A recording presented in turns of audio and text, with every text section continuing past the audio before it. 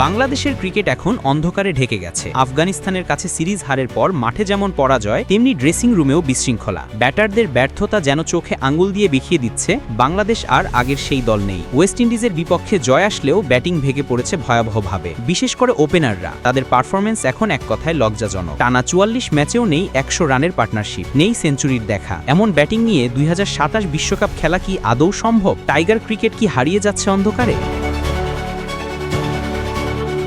বাংলাদেশ ক্রিকেটের বর্তমান চিত্র যেন ঘোর অমানিশা। আফগানিস্তানের বিপক্ষে ওয়ানডে সিরিজে হার, তার পরপরই টানা ব্যাটিং ব্যর্থতা, সব মিলিয়ে পুরো দল যেন দলানিতে। ওয়েস্ট ইন্ডিজের বিপক্ষে প্রথম ওয়ানডেতে জয় এলেও ব্যাটিং নিয়ে সন্তুষ্ট থাকা যাচ্ছে না। ঘরের মাঠের উইকেটে ২০০ রান তোলা মানে জয় নয়, বরং ব্যাটিংয়ের সীমাবদ্ধতাই ফুটে উঠেছে। বিশেষ করে ওপেনিংয়ে ভরসা শূন্যের কোঠায়। সৌম্য সরকার ও সাইফ হাসানকে নিয়ে গড়া নতুন ওপেনিং জুটি ইনিংসের শুরুতে মাত্র ৮ রানে ভেঙে যায়। লিটনের ইনজুরি ও তানজিদের বাজে ফর্মে বাধ্য হয়েই টিম ম্যানেজমেন্ট এই জুটি গড়েছিল, কিন্তু ফলাফল পুরনো ব্যর্থতারই পুনরাবৃত্তি। গত ৪৪ ম্যাচ ধরে ওপেনিং জুটিতে নেই একটি ১০০ রানের পার্টনারশিপও। অথচ ক্রিকেটে যে কোনো দলের বড় সাফল্যের অন্যতম ভিত্তি হল শক্তিশালী ওপেনিং জুটি। কিন্তু বাংলাদেশ ওপেনিংয়ে পারফরমেন্স দেখাচ্ছে ভয়াবহ নিম্নমুখী গ্রাফ। ওয়ানডে ক্রিকেটে শেষবার ৫০ রানের ওপেনিং পার্টনারশিপ এসেছিল বহু মাস আগে। ২০২৩ সালের মার্চে আয়ারল্যান্ডের বিপক্ষে তামিম ও লিটনের ১০২ রানের জুটি ছিল একমাত্র উজ্জ্বল দৃষ্টান্ত। এরপর টানা ওপেনার বদল,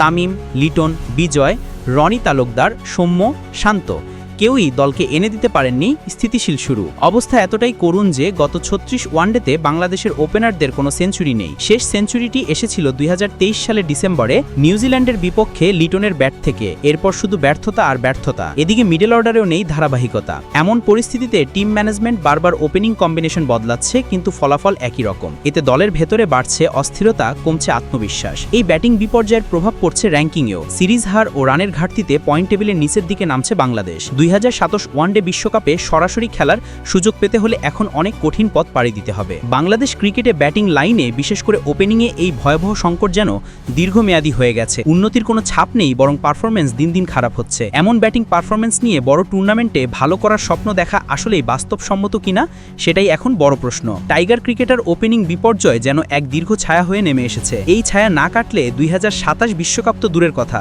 সামনে যে কোনো সিরিজেই বিপদে পড়বে বাংলাদেশ।